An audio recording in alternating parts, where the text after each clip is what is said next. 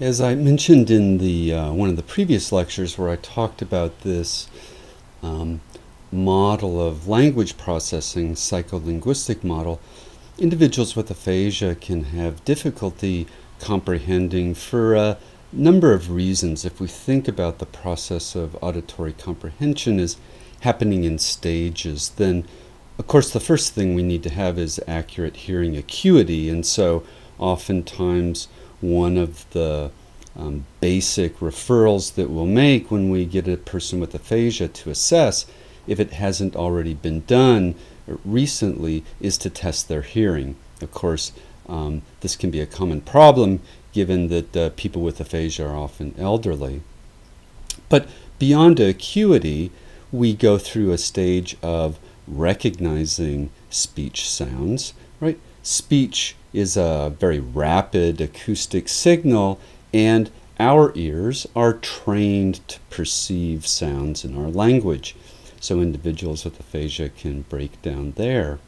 Once we hear those string of sounds, we need to match it with a word that already exists in our memory, in our mental dictionary, what we would call a lexicon.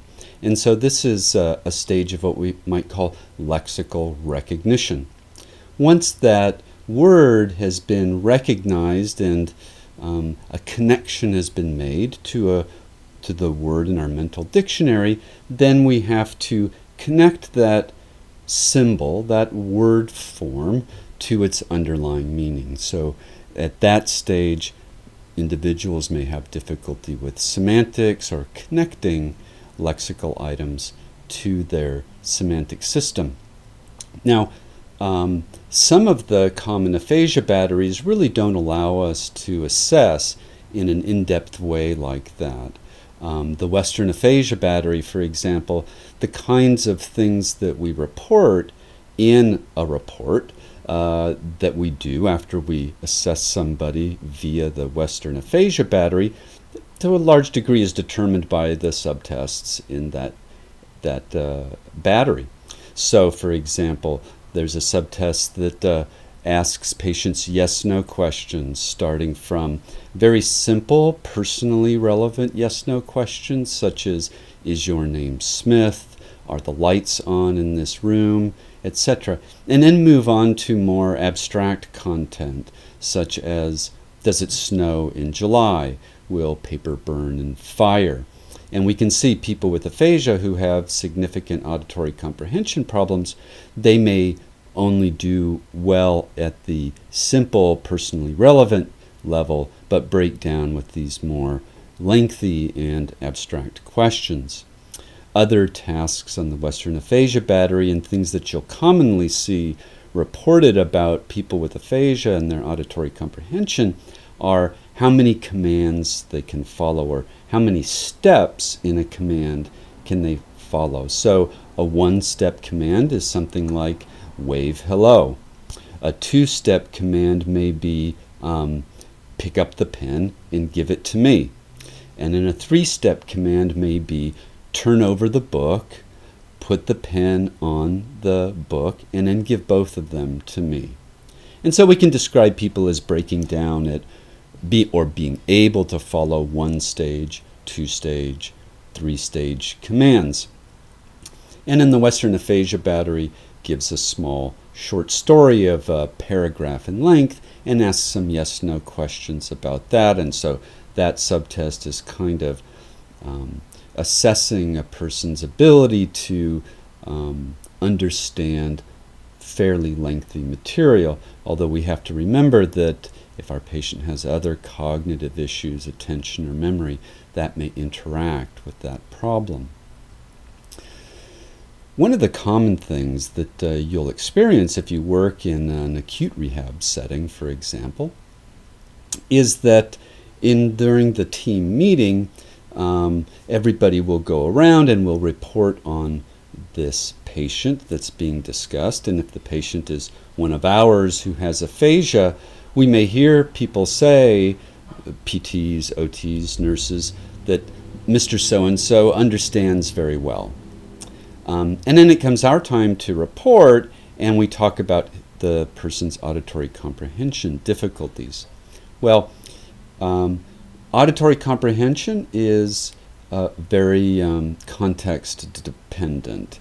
So oftentimes people with aphasia are able to get the gist of a message if they understand if there's a specific context involved.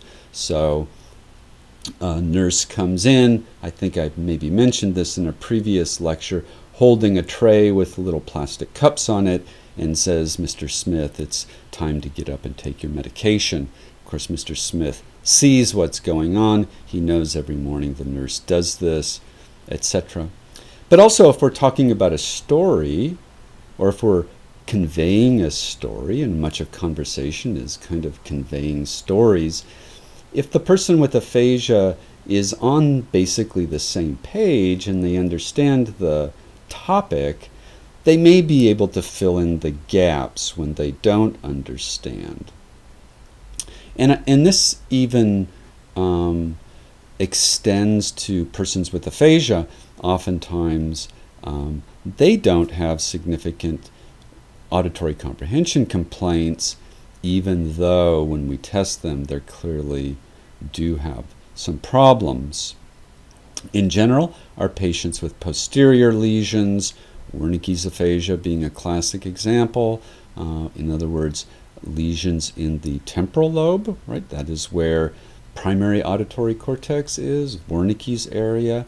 Lesions there are most likely to result in auditory comprehension difficulties.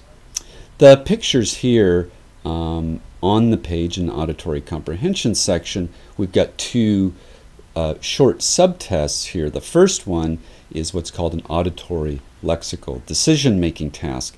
And this is testing that person's ability to recognize lexical items, right? Recognize that a word exists in their language. They don't have to access meaning, they just need to recognize it.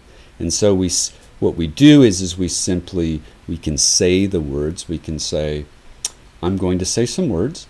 I want you to just say, yes, that's a real word, or no, it's not a real word. Picture, the patient says yes. Hopsital, the patient should say no.